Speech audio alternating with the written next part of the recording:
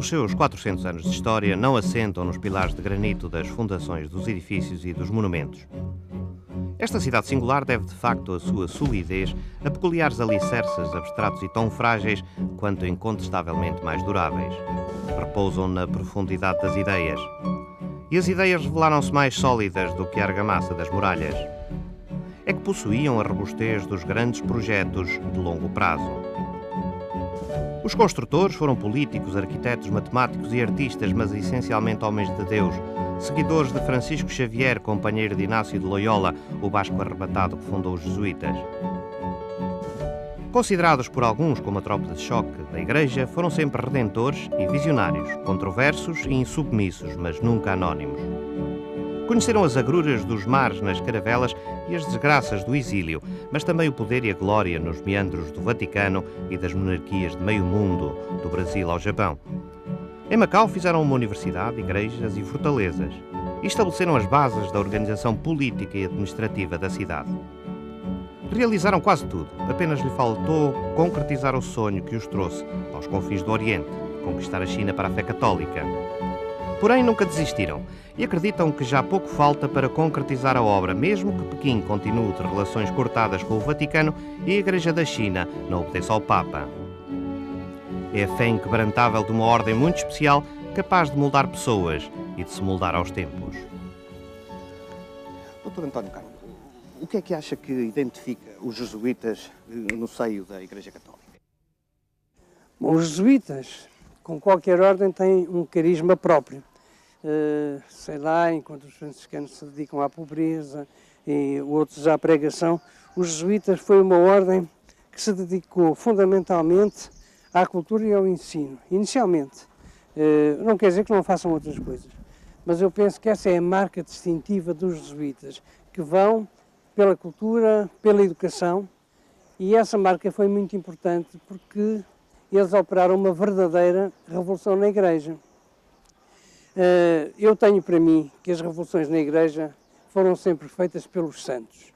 A Igreja cometeu muitos erros ao longo da sua história, porque é uma cidade de homens, é a tal rede que apanha peixes bons e maus, e de vez em quando apareceu um grupo, uma pessoa que volta a pôr a Igreja em cima dos carris. No caso dos jesuítas foi típico, era necessário fazer uma viragem e os jesuítas aparecem como uma ordem ao mesmo tempo virada para uma vida de santidade profunda e autêntica e também para a educação.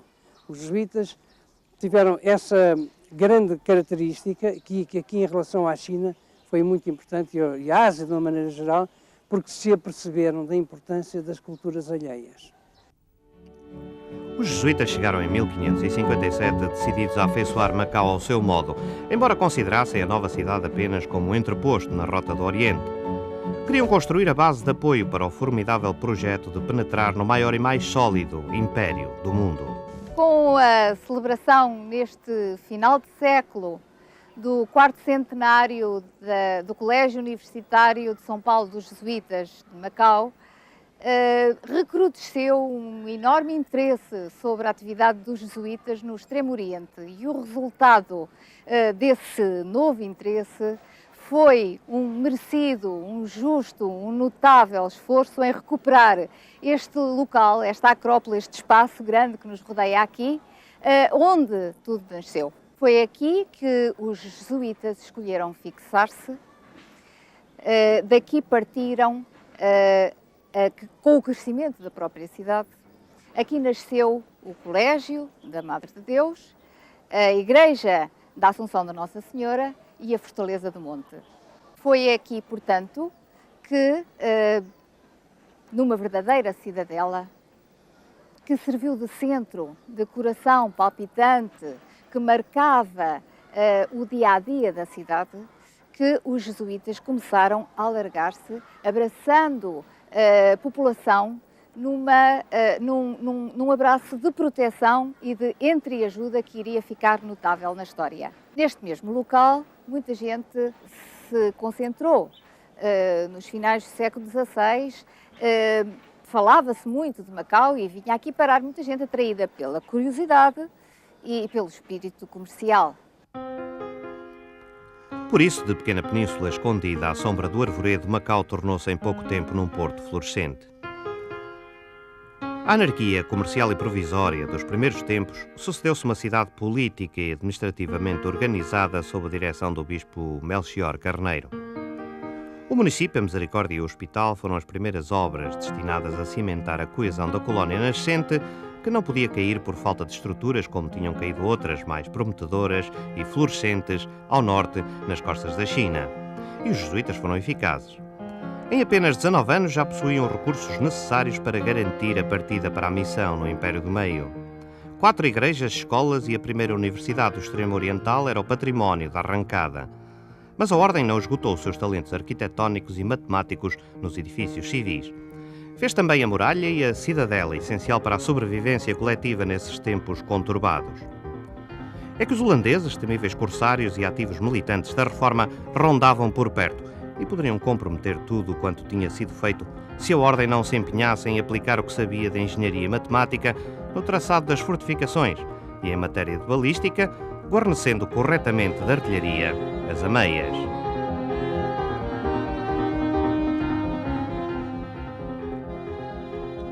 Tudo isto foi desenhado pelos irmãos de Santo Inácio e erguido segundo as suas ordens, substituindo-se nas obras aos militares que teriam o dever de o fazer se na altura não fossem poucos para manter e reforçar a Praça de Malaca, que Afonso de Albuquerque dizia ser a última fronteira e a pedra angular do Império Oriental Português, sem a qual tudo poderia ruir. A Macau, nessa altura, tinham por isso chegado apenas marinheiros, comerciantes e os padres da companhia, quase sem soldados nem capitães. Mas os jesuítas não lamentaram a ausência dos profissionais da guerra. Ao erguerem fortes, igrejas e hospitais, testavam também as suas próprias capacidades que tencionavam pôr à prova no Império do Meio, onde tinham aprendido que se cultivava, tal como na Europa, as artes da física e da química, da lógica e da filosofia. Para a Ordem, Macau deveria ser uma cidade modelo, dotada de organização social que não repugnasse aos conceitos da China, estabelecidos por Confúcio, cujos pensamentos os padres conheciam muito bem. Por outro lado, era preciso fazer algo que impressionasse nos domínios formais da arte e da estética, campos que as elites que pretendiam conquistar cultivavam há milénios. Provariam assim que a fé católica continha em si os mesmos conceitos de que a China se arrogava o monopólio, e ansiavam apenas que o Império do Meio os aceitasse expressos de nova forma. Assim se explica também a razão por que se lançaram nas tarefas militares com energia e sem complexos de culpa. Os homens da companhia nunca foram monges guerreiros, nem pretendiam impor a fé a tiros de canhão, mas era preciso deixar claro que vinham dispostos a falar de igual para igual com os sábios da China. E o trabalho não se revelou em vão, desde logo no plano imediato das ameaças à sobrevivência. A cidade salvou-se da primeira arremetida séria dos protestantes dos Países Baixos. Após a tentativa frustrada, felizmente, dos holandeses de tomarem a cidade, chineses, portugueses e o próprio Dom Francisco de Mascarenhas, o primeiro governador de Macau, aqui chegado logo no ano seguinte, em 1623, reconheceram a excelência estratégica do local. Este último, usurpando a construção dos jesuítas, em curso de ampliação, tomou-a como residência oficial do governo e ordenou a sua conclusão, que aliás tem data própria, impressa no brasão, por cima, no conjunto brazonado, por cima do lintel da entrada principal, 1626.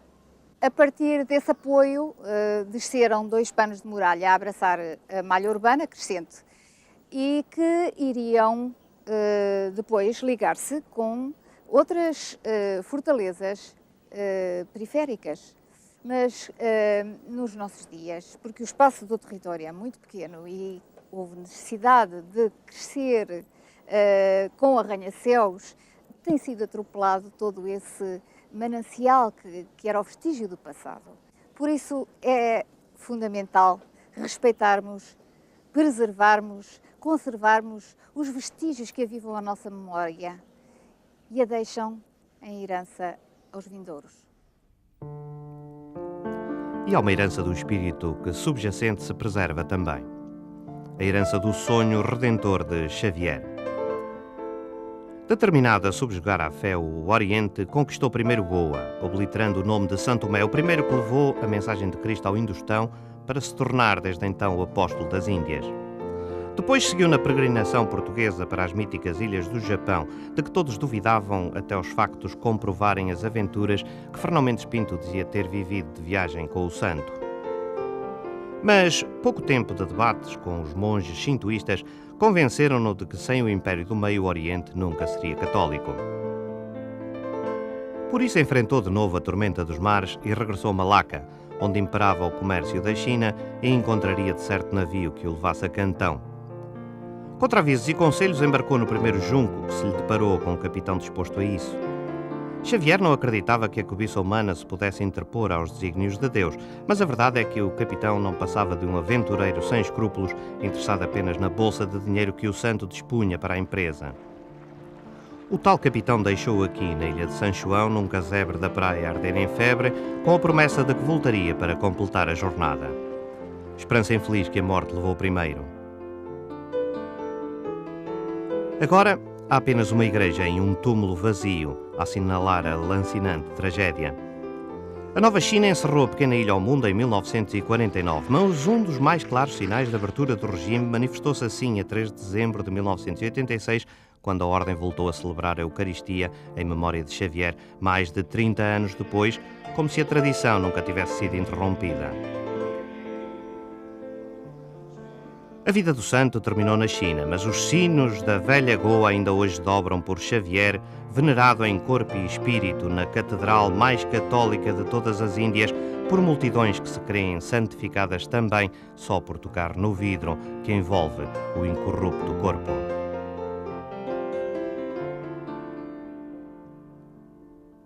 Eu penso que, de facto, São Francisco era um santo. E que não era um fanático, mas era um homem extremamente determinado. Ele foi um dos fundadores, um dos 6 fundadores espanhol, fundadores da Companhia de Jesus, com Santo Inácio. E quando ele veio, se nós fizermos as contas aos milhares de quilómetros que ele fez, nos 10 anos, porque ele só esteve 10 anos aqui no Oriente até morrer em São João, em 1552, a 3 de dezembro. Ele percorreu milhares de quilómetros nesses 10 anos, e foi um homem que entendeu exatamente aquilo que eu dizia há pouquinho, que era a necessidade de respeitar as culturas alheias. Ele, quando escreveu acerca dos japoneses, disse maravilhas daquela gente, e no próprio Japão ele percebeu que a raiz da cultura japonesa era a China. E daí que ele quisesse vir para a China, onde nunca conseguiu entrar, morreu numa ilha chinesa, São João pertence à China, mas nunca conseguiu entrar. Mas ele foi, digamos, o homem que gizou o grande programa que depois foi agarrado pelo Valignano, o visitador Valignano, que amplificou, criou aqui o Colégio de São Paulo e a partir daí teve os seus sucessores, Ruggieri, especialmente Mateus Ricci, que depois implantou no terreno o grande sonho de São Francisco Xavier e de Valignano. Desaparecido São Francisco Xavier e esquecida a ilha de São João, Macau tornou-se o grande posto avançado da Ordem e da Cristandade no Extremo Oriente. E surgiu assim mais um símbolo: o barco negro. A grande nau que garantia o comércio entre a China e o Japão, único veículo de contato entre duas potências que ao tempo eram inimigas irreconciliáveis. O barco negro chegava e partia com uma unção num comércio mítico que fazia fortunas colossais. No Japão, a Ordem difundia a fé penetrando os castelos inexpugnáveis da tradição shintoísta, ao mesmo tempo que ganhava a confiança das classes dirigentes. De tal modo que em pouco tempo obtinha autorização para fundar uma cidade gêmea de Macau e outro bastião católico semelhante no Império do Sol Nascente. E nascia também mais um marco português do encontro de culturas. Del contacto entre Japón y Europa. Ese contacto cultural, yo diría, pues de llevar la fe, es lo principal que hicieron los portugueses al llegar a Japón. Y Nagasaki es una ciudad que nace de ese encuentro, es símbolo de ese encuentro y la base de ese encuentro. Al principio, cuando llegan los portugueses, Nagasaki no existía. Era una aldea de pescadores. Las naves portuguesas van buscando un puerto seguro y van cambiando de Kagoshima a Oita y después girado, pues Yokoseura. Pero en todos estos sitios o el puerto no era bueno o había enemigos cerca que atacaban. Y por fin ponen sus ojos en la bahía de Nagasaki, 1570. Se fija el puerto. Y en 1571 comienza la nueva ciudad, toda cristiana. Porque se pobló, el territorio, estaba esa parte despoblado, se pobló con cristianos perseguidos de otras regiones de Japón. Y nace una ciudad cristiana con la iglesia en el centro. Y esa ciudad se convierte en el puerto del comercio portugués, con lo cual ahí confluyen mercaderes de todo el país y se hace una ciudad regida por leyes cristianas, regida por los ciudadanos, no por los samuráis, los soldados. Diríamos, es un comienzo de democracia en Japón. Por tanto, un gran misionero italiano, Balignano, era doctor en Derecho, hace unas leyes nuevas para Nagasaki, basadas en el derecho romano, que entonces no existía en Japón. O sea, eso es un impacto cultural enorme, tan grande que todavía existe. Cuando Japón se abre, después de 2 siglos y medio de persecución, para el gobierno de Japón, el nuevo gobierno de la época del emperador Meiji, hay una sorpresa, que un Japón que estaba acostumbrado a obedecer a los samuráis y sobre todo a los señores del país ciegamente, se resisten a entregar sus derechos personales. Ese conocimiento de que el hombre tiene unos derechos inalienables, creo que es la mayor contribución cultural del encuentro de Portugal con Japón en el siglo XVI. Y el Japón medieval está dividido en pequeños reinos, que todos obedecen, o más que obedecer, veneran al emperador, no lo obedecen. Después hay una especie de jefes militares, el shogun, que es un dictador, y son los que de diversas formas van unificando Japón. Pero en cada región el señor local tiene sus derechos. Y este señor local de la parte de Nagasaki se había bautizado antes de fundar Nagasaki. Y entonces el padre Balignano con este señor hace las leyes. Es un caso muy curioso. En Nagasaki, este señor, para salvar Nagasaki de los vecinos que querían apoderarse por la riqueza del comercio, entrega ciudad y puerto a los jesuitas. Los jesuitas no podían regir una ciudad con las leyes japonesas de pena de muerte. Y entonces hacen un trato. Los jesuitas nombraban al alcalde, diríamos. El señor de la región da los derechos al elegido. Y ahora este rige la ciudad con ayuda de los jefes de barrio. Es una organización muy interesante. Todos comerciantes, ciudadanos simples, no son militares. Y esa cosa se mantiene durante toda la historia de Japón. Después los perseguidores se incautan de la ciudad y envían gobernadores, pero la organización base sigue lo mismo. Y por eso durante más de unos 50 años pudieron mantenerse los misioneros bajo la persecución. Porque los oficiales, aunque exteriormente hubieran dejado la fe, protegían a los misioneros. La influencia de Macao es enorme. En tiempo antes de la persecución, es puente para que no solo los portugueses, y diríamos mejor, la cultura occidental entre en Japón. Es un influjo continuo, de diversas formas. Unas veces la enseñanza de los misioneros, otras veces por cosa técnica. Por ejemplo, la cartografía. En Japón no tenían cartografía, son unos mapas antiguos muy sencillos. Son los cartógrafos portugueses los que enseñan a Japón a hacer los mapas. Tenemos el nombre de Ignacio Moreira, que llega a Japón con el padre Balignano y los 4 jóvenes cuando vuelven. Y ellos traen libros de mapas. El mapa es muy interesante porque enseña a los japoneses un hecho de una trascendencia enorme. La existencia del mundo al otro lado del mar. Japón había vivido, conocía China, Corea, pero no salía. Y ahora se les presenta un mundo nuevo. Y una vez que han conocido ese mundo, eso ya no lo pueden olvidar. Nagasaki, uno de los puntos fuertes de Nagasaki es eso. El pueblo de Nagasaki no olvida el mundo al otro lado del mar. É de Nagasaki que em 1582 parte a primeira embaixada de um país do Extremo Oriente à Europa, organizada por Alexandre Valdignano, o histórico visitador dos jesuítas. Os embaixadores são 4 jovens nobres que fazem escala em Macau, no mesmo ano em que os padres Ruggieri e Matteo Ricci rumam a Soiheng, esta cidade da China, onde os vice-reis dos 2 Guang, nome porque eram conhecidas as províncias gêmeas de Guangdong e Guangxi, possuíam a residência de verão. Pedir autorização para viver era o objetivo, conseguido logo no ano seguinte, quando Matteo Ricci estabelece a primeira missão permanente dos jesuítas no interior da China. Os presentes da delegação eclesiástica, de que fazia também parte o ouvidor de Macau, ascendiam a mais de 1000 taéis, segundo rezam as crónicas. Eram objetos preciosos de todo o género que o Fausto macaense podia oferecer e que parece ter agradado tanto ao vice-rei que não só autorizou a abertura da missão, como sossegou os 900 portugueses que tinham em Macau residência sempre precária e dependente, instando-os a permanecer sem receios. Hoje, da antiga missão nada resta, nem mesmo a igreja primitiva existe. No entanto, durante mais de 3 séculos e meio, a missão de Soiheng não parou de crescer, constituindo uma das mais populosas paróquias da igreja, subordinada à diocese de Macau.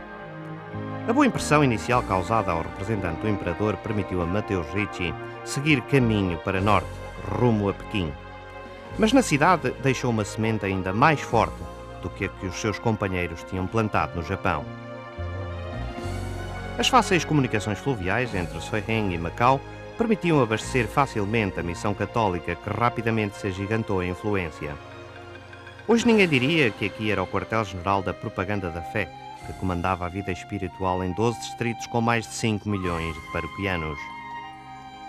A dimensão da missão pode ser calculada pelas dezenas de barris de vinho que regularmente eram enviados de Macau a fim de garantir o ritual eucarístico nas igrejas espalhadas pelas inumeráveis missões que se foram estabelecendo pelo interior remoto de Guangxi. Tudo isto era uma praça forte apostólica que parecia indestrutível. Estrategicamente situada, permitia aos missionários alargarem com segurança horizontes. Todavia, o sucesso de Soiheng acabaria, no entanto, quase de um dia para o outro, quando o pavilhão vermelho foi hasteado nos templos e a Igreja Católica declarada inimiga do povo. No entanto, a Ordem encarou o cataclismo social abrangente como um mero acidente de percurso, porque os jesuítas sabiam que um dia a maré iria refluir.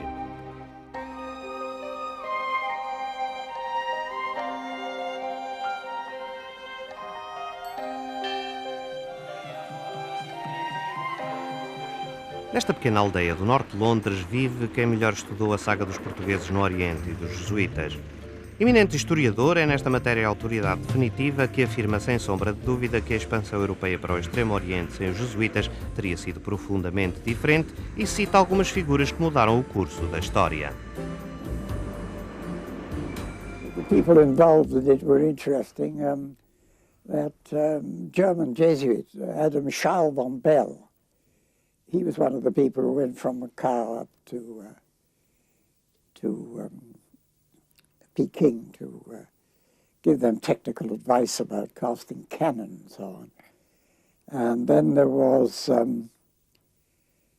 João Rodrigues Sussu, the interpreter, the Portuguese Jesuit who had been, went out as a young man to the Far East as a soldier at the age of 16 or something like that. And then he entered the Jesuit order and became very, very fluent in Japanese and was frequently used by the Japanese government and the Macau government and the Portuguese as an intermediary because his Japanese was so fluent. João Rodrigues, such a common name, who wrote a Japanese grammar.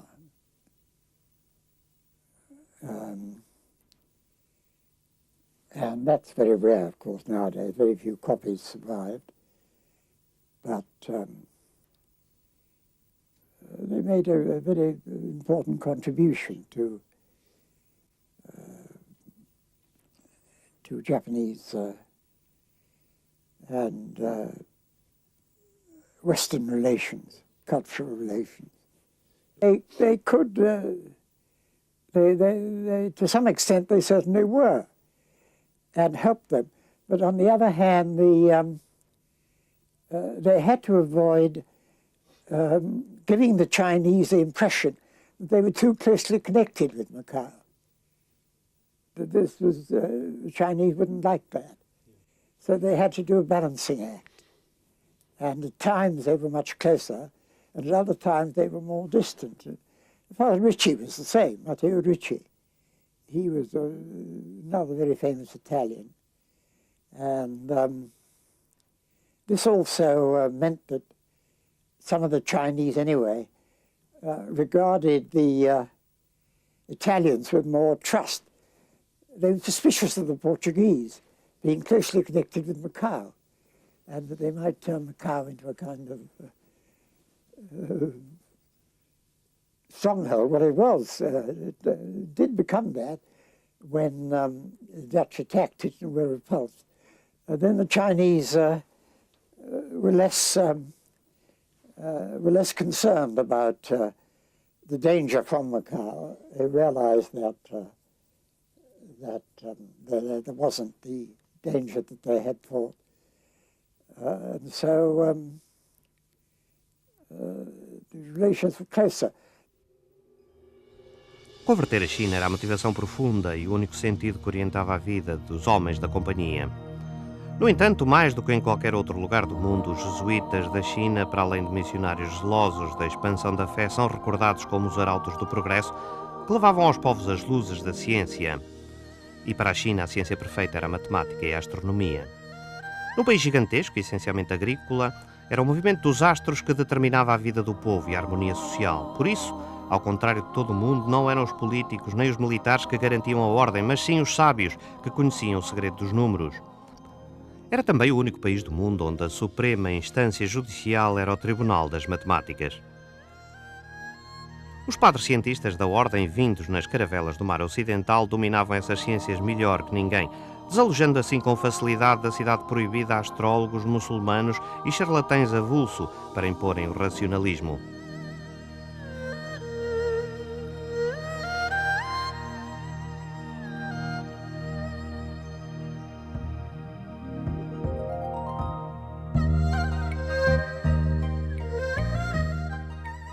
Pequim também teve a sua catedral católica, que infelizmente não sobreviveu aos cataclismos da história, mas os executivos de 3 dinastias imperiais jazem no cemitério dos jesuítas no interior dos jardins da Escola de Quadros do Partido Comunista da China.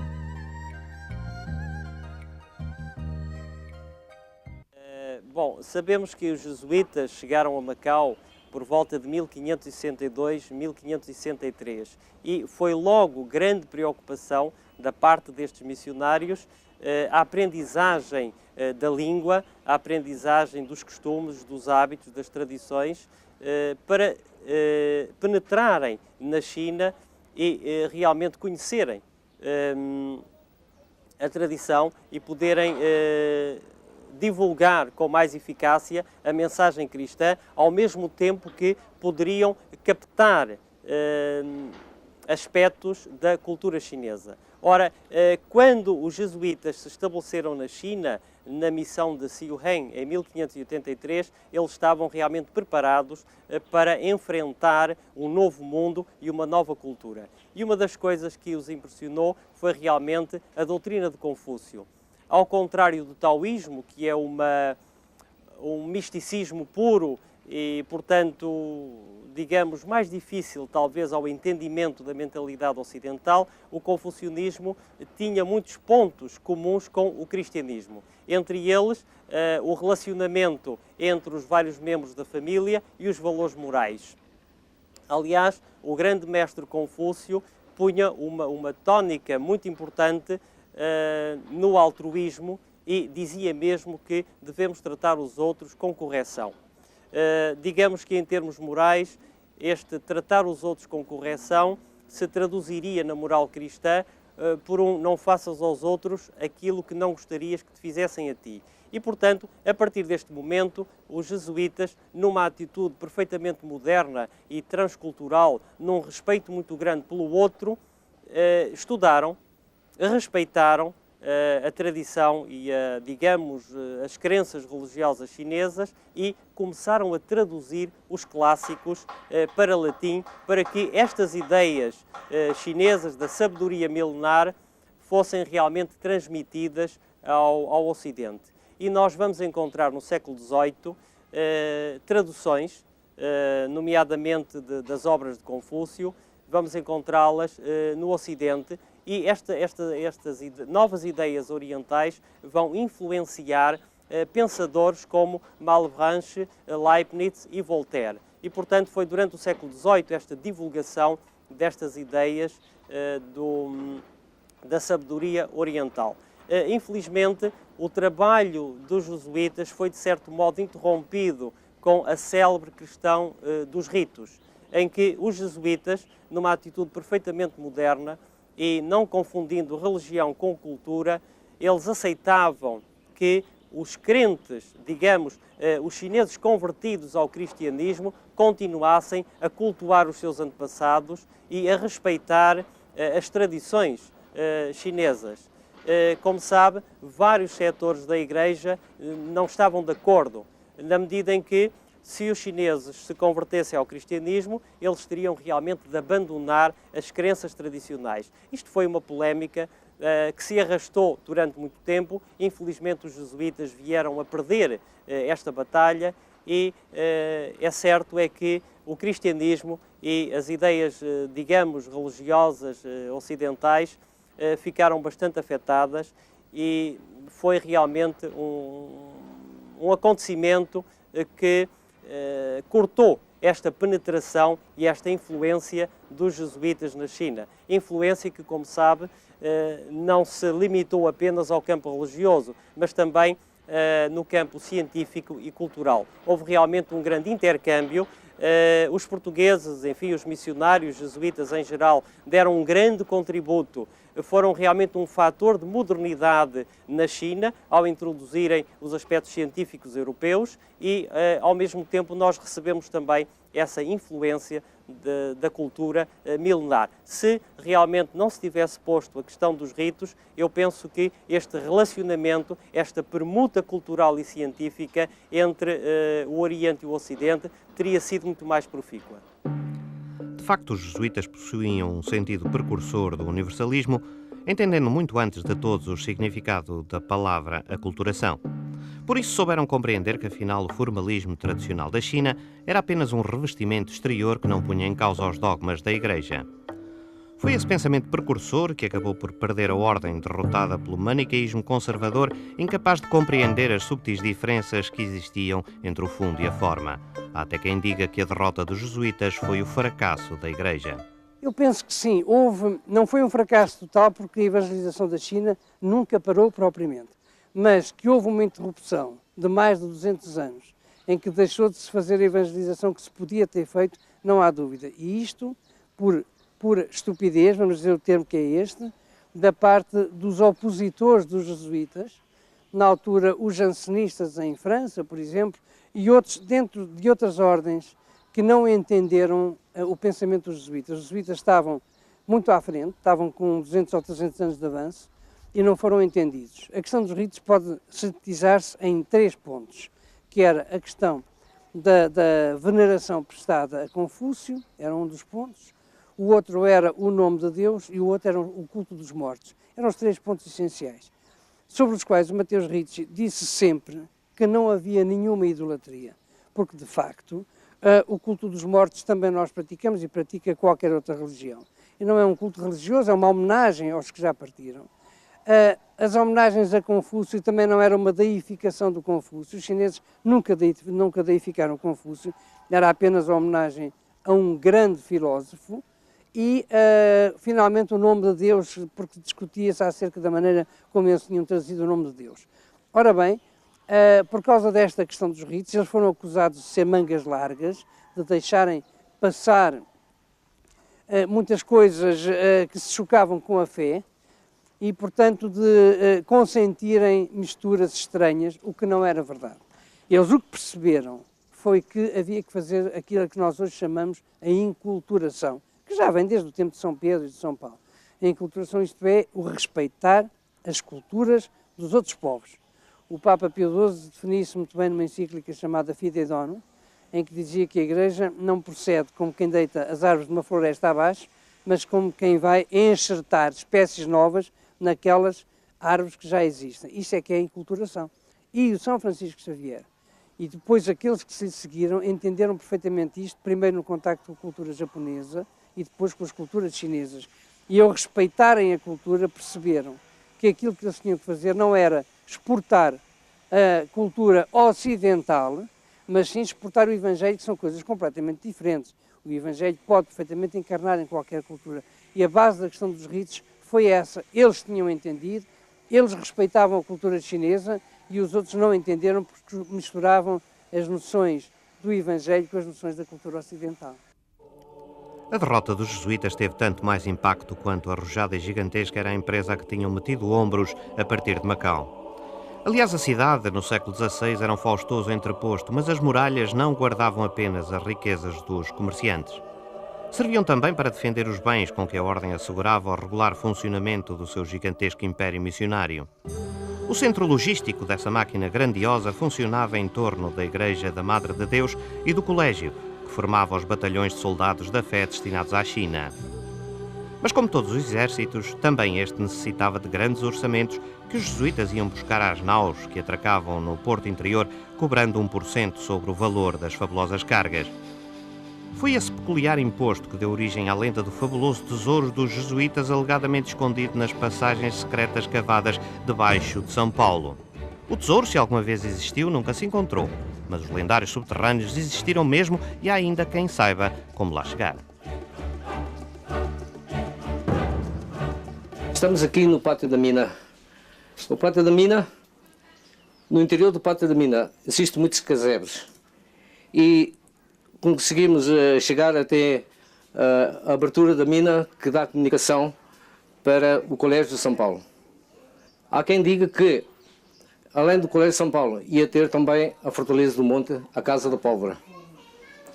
Portanto, há anos eu tentei entrar aqui várias vezes, mas não consegui, porque não havia equipamento suficiente para poder seguir mais ao fundo do túnel.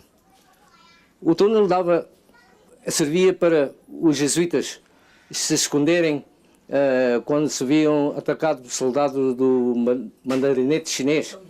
E às vezes havia piratas que deitavam fogo aqui, as moradias aqui próximo. Portanto, e uma vez fugido lá para cima, levava lá os artigos de valores da igreja de Nossa Senhora de Amparo e iam esconder-se naqueles quartos nos subterrâneos, onde existiam muitos quartos.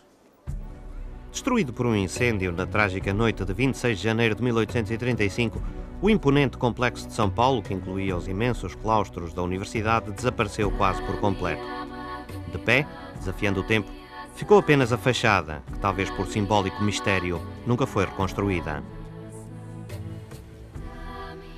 Doutora Batista Pereira, esta igreja de facto foi a igreja mais importante de Macau, pode dizer-se, no entanto, e estranhamente, é uma igreja que é destruída e não é reconstruída. Que história tem esta igreja?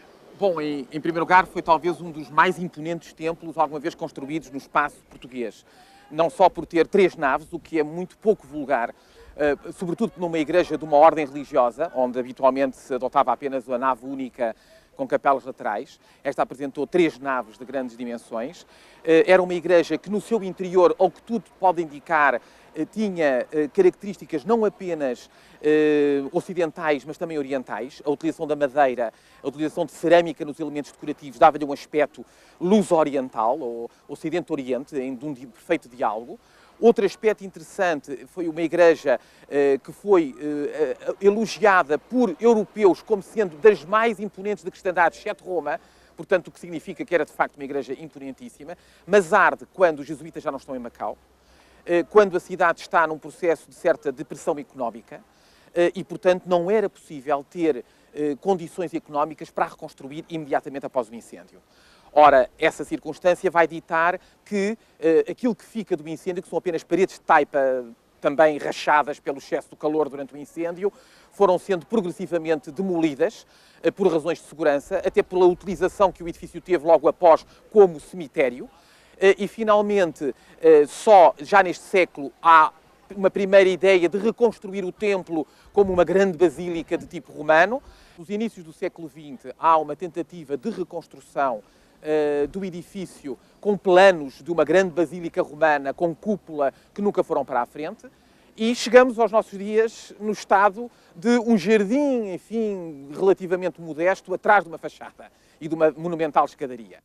Esta recuperação visou, por um lado, permitir a leitura do monumento que cá estava, sem o reconstruir, porque não tinha qualquer sentido refazê-lo hoje, mas através de um processo que implicou escavações arqueológicas, esclarecimento da planta da igreja que foi construída no local, desenhá-la no solo, permitir fazê-la compreender pelo visitante à medida que visita e que vai observando os diversos vestígios arqueológicos que ficaram à vista, lendo as plantas de localização desses mesmos vestígios no terreno.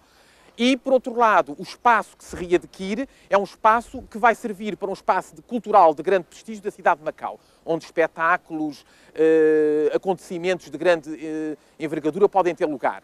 Um espaço religioso, no lugar onde anteriormente se levantou a Capela-Mor, está agora uma cripta dedicada aos mártires do Japão.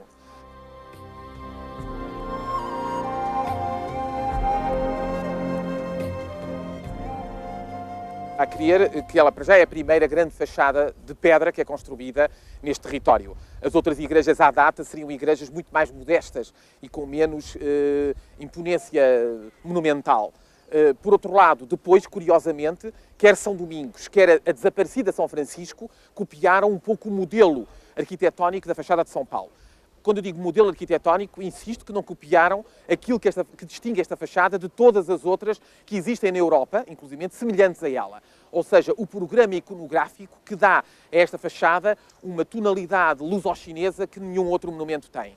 Claramente catequética, não é? Transmitir à população chinesa um conjunto de mensagens fundamentais do cristianismo que ela captaria com muita facilidade, lendo os vários registros que se sobrepõem, desde o registro inferior com a dedicação da Igreja à Madre de Deus e à Companhia de Jesus, naturalmente, a registro intermédio com os 4 santos da Companhia, em que ao lado dos fundadores, Inácio de Loyola, Francisco Xavier, temos o promotor dos missionários, que é Francisco de Borja, e o protetor dos estudantes, que é São Luís Gonzaga. Isto era uma igreja de um colégio, não é? Depois temos o registro da Virgem.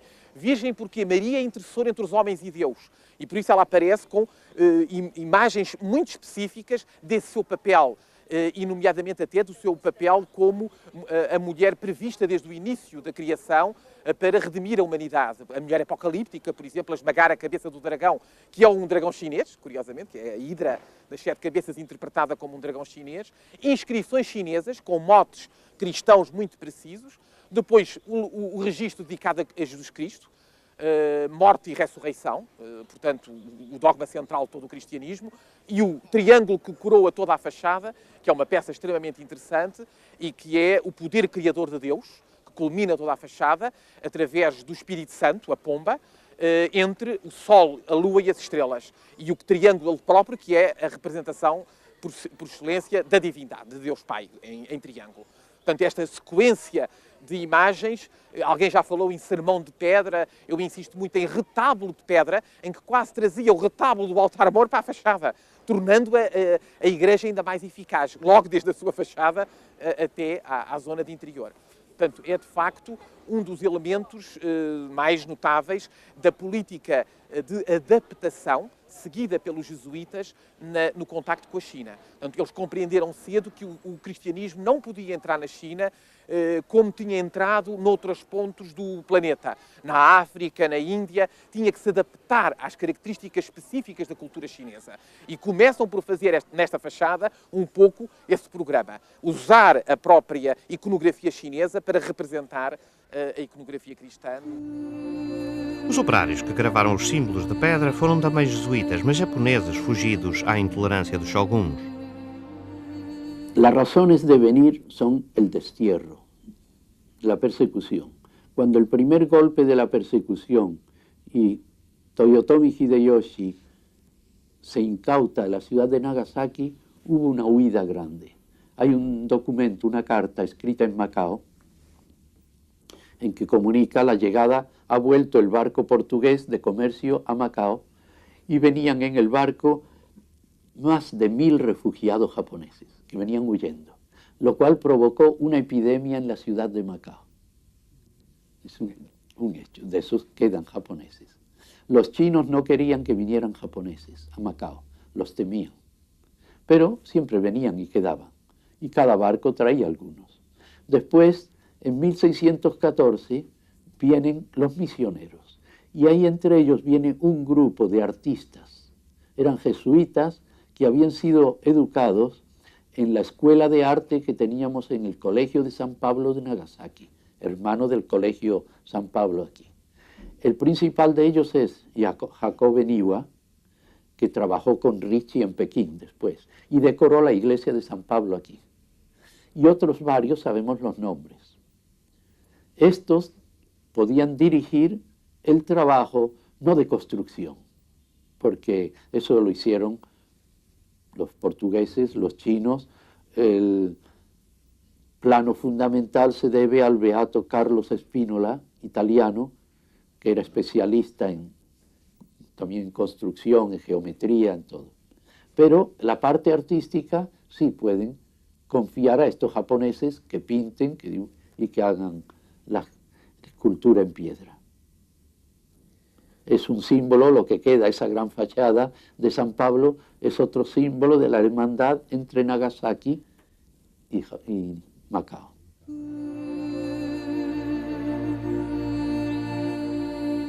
A cripta não existia no tempo da igreja do Colégio da Madre Deus. Ela foi criada neste projeto de recuperação no lugar onde se levantava a Capela Mor. E exatamente nela encontramos os vestígios de uma sepultura. E sabendo nós que na Capela Mor da igreja do Colégio da Madre Deus existiam duas sepulturas muito importantes, a do bispo Belchior Carneiro e a do padre visitador jesuíta Alexandre Valignano, é seguramente de um deles essa mesma sepultura.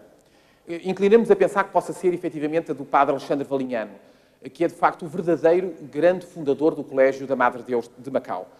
A sua personalidade é verdadeiramente extraordinária, porque ele teve, muito antes de Matteo Ricci, a noção e a perspectiva de que o cristianismo, para se implantar na China, tinha que adaptar características chinesas, tinha que adotar características chinesas e transformar-se, efetivamente, numa força civilizadora.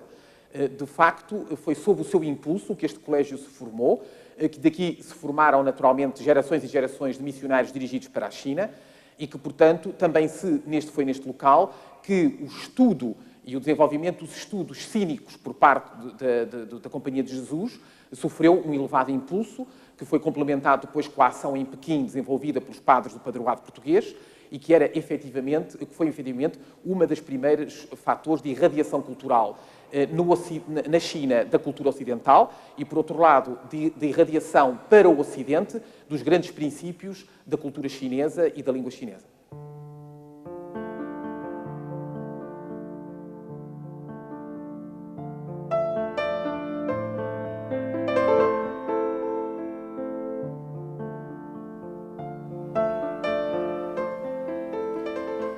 Dr. Batista Pereira, qual foi a filosofia que presidiu a feitura deste pequeno museu?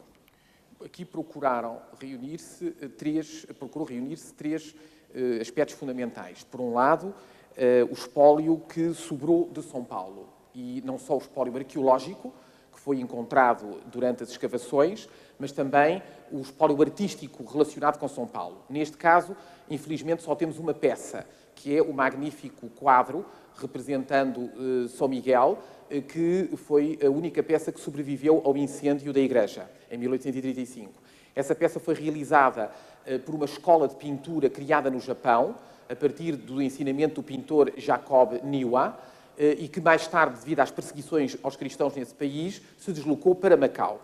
É, de facto, uma das peças mais notáveis que aqui guardamos no espaço do Museu de Arte Sacra de São Paulo.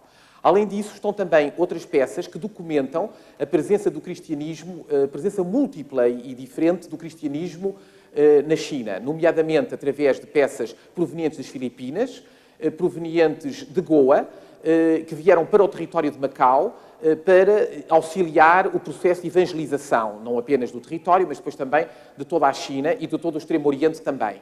A diferenciação dessas peças faz por razões estilísticas, por um lado, e por outro lado por sabermos que eram três dos grandes focos, Macau, Goa e toda a Índia portuguesa e as Filipinas, de irradiação do cristianismo em todo o Oriente. Daí que, devido às relações comerciais que Macau estabeleceu com esses locais, se encontrem no território ainda numerosos vestígios desse intercâmbio artístico que marcou a presença do cristianismo no território. Nesta pequena galeria de história sacra são, pois, muitas as proveniências, mas em quase tudo se pode entrever a omnipresença dos jesuítas. É que no Oriente o monopólio da ordem era apenas disputado pelos dominicanos, que perante a falta evidente de espaço de ação em Macau tinham feito quartel-general em Manila. Ambos tinham a China como alvo, mas haveria rivalidade no seio das missões da Igreja ou seria apenas uma disputa entre potências que apoiavam ordens diferentes?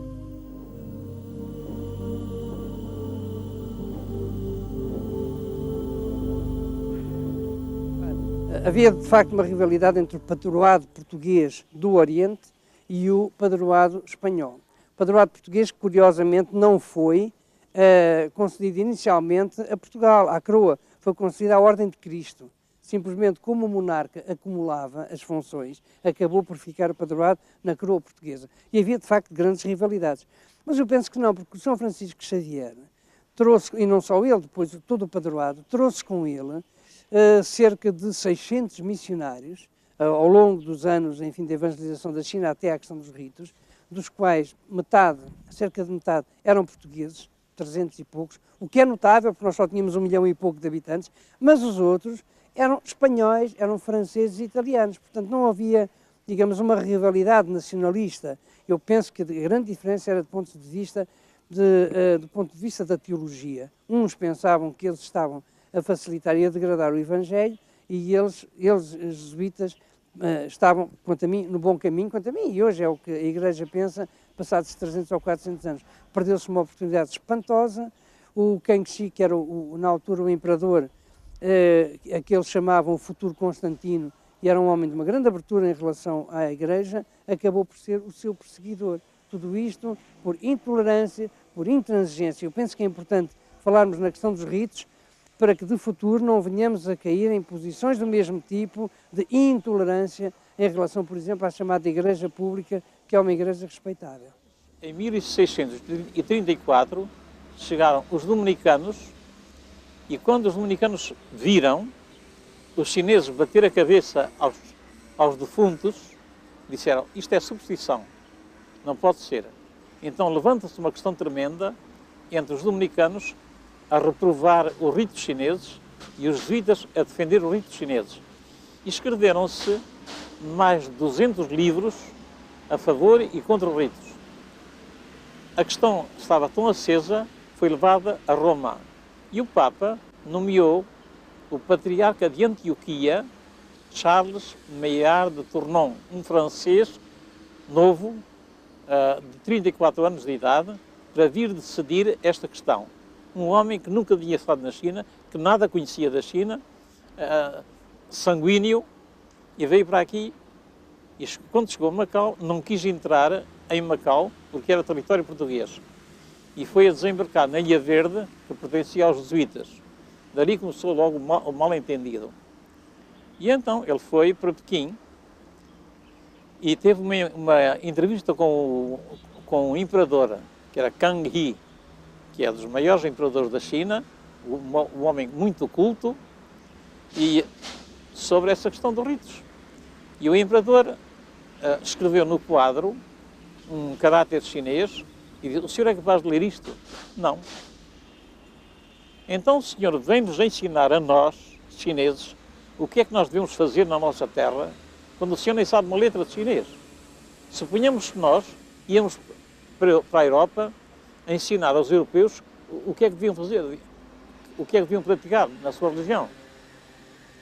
Ele não soube responder mas respondeu vingando-se, publicando um decreto contra os ritos chineses. Quer dizer, qualquer missionário que permitisse os ritos chineses era excomungado. E o imperador respondeu imediatamente: qualquer missionário que não permitisse os ritos chineses era expulso da China. E assim, os missionários estavam entre a bigorna e o martelo. De um lado, excomungados pelo Papa. Do outro lado, excomungados por não poderem, por permitirem, expulsos da China por permitirem os ritos chineses.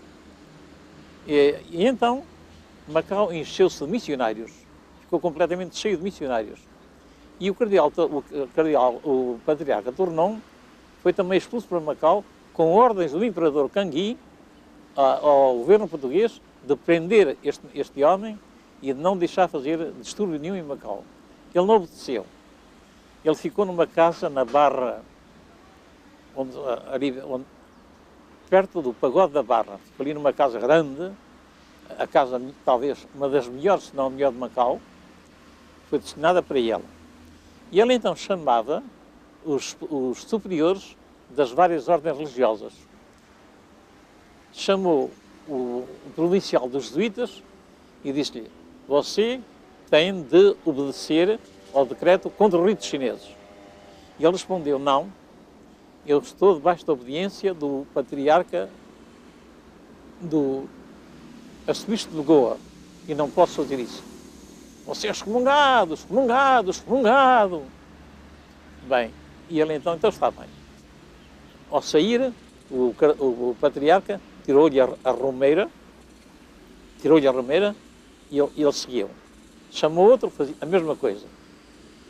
E então o governador, vendo isso, disse: não, isto é preciso. Mais. Ele saía e punha decretos contra os ritos nas várias igrejas de Macau. Pôs em Santo Agostinho, e os agostinianos seguiram o partido dele e repicaram os sinos quando ele apareceu. Os dominicanos também eram do partido dele, e ele então colou o decreto contra os ritos nestas igrejas todas, que causou a perturbação geral em Macau. Ordens religiosas umas contra as outras. O governador então, que era um homem, Diogo Pinho Teixeira, um homem às direitas, disse que não pode continuar assim. E pôs guarda à porta da casa para não deixar nem sair, nem entrar ninguém. E então, daqui a dizerem que os portugueses prenderam o patriarca. Prenderam o patriarca. Não prenderam coisa nenhuma. Foi apenas uma prevenção para ele não continuar a perturbar a ordem em Macau. Depois, ele continuou, não se emendou, continuou nessa coisa toda e morreu em junho de 1710, nessa casa. Daqui vem que todas as histórias se referem ao patriarca de Antioquia, dizem que os portugueses mataram o patriarca, puseram numa cadeia e que morreu na cadeia. Não foi cadeia nenhuma, foi em sua casa. E a sua casa era de tal ordem que ele chegou a consagrar um bispo na sua casa, com assistência dos padres e tudo isso. Não houve violência nenhuma contra o patriarca. Independentemente dos considerandos subjetivos da história, certo é que a morte do cardeal dominicano marcou também o fim do domínio e da influência dos jesuítas em todo o Extremo Oriente. Perdida a Batalha dos Ritos, a Ordem, ao contrário de abandonar o campo, intensificou ainda mais a sua obra de formação de missionários. Para o efeito, São Paulo era já pequeno, por isso ergueram no alto de outra colina de Macau o seminário. A igreja da nova instituição, concluída em 1858, estava longe de se assemelhar em importância à da Madre de Deus, mas mesmo assim mantém uma fachada de traça singular e uma escadaria monumental semelhante em granito. Era para aqui que viria estudar, por falta de espaço em São Paulo, o crescente número de jovens promissores que os jesuítas recrutavam um pouco por todo lado, destinados às missões da China e, se possível, a preencher os quadros do Tribunal das Matemáticas e do Observatório de Pequim.